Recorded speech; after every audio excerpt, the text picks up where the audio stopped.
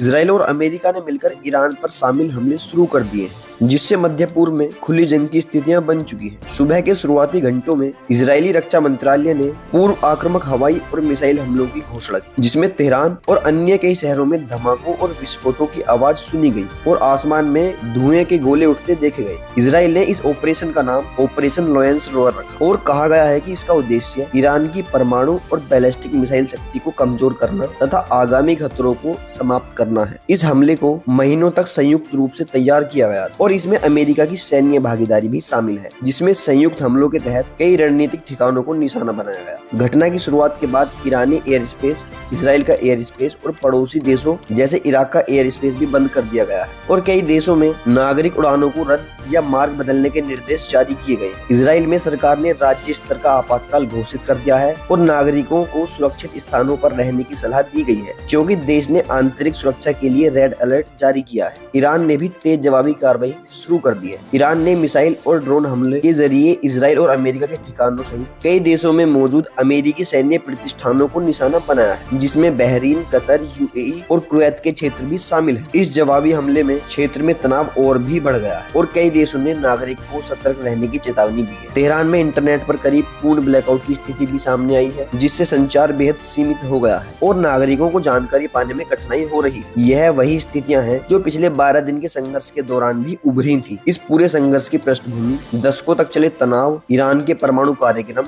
Ballistic missile विकास और क्षेत्रीय प्रभाव की टकराहट में है, जिसमें कूटनीतिक प्रयास विफल रहे और दोनों पक्षों ने लगातार एक दूसरे को धमकियां दी थी। आज की स्थिति में दुनिया एक बड़े युद्ध के विस्तार की कगार पर खड़ी है, जहां मिसाइल और हवाई हमले फैल रहे हैं, नागरिक चेतावनियां जारी हो रही हैं और मध्य पूर्व का नक्शा तेजी से बदल रहा। इस संकट से न केवल क्षेत्र प्रभावित होगा, बल्कि वैश्विक ऊर्जा आपूर्ति, विमानन मार्ग और अंतर्राष्ट्रीय राजनीति पर भी गहरा असर पड़ने की संभावना है। अब आप बताइए, क्या यह संघर्ष एक सीमित सैन्य अभियान बनकर रह जाएगा या पूर्ण युद्ध में बदल जाएगा? क्योंकि आज की यह खबर सिर्फ एक अपडेट नहीं, इतिहास के सबसे भू राजनीतिक संकटों में से एक की शुरुआत भी हो सकती है।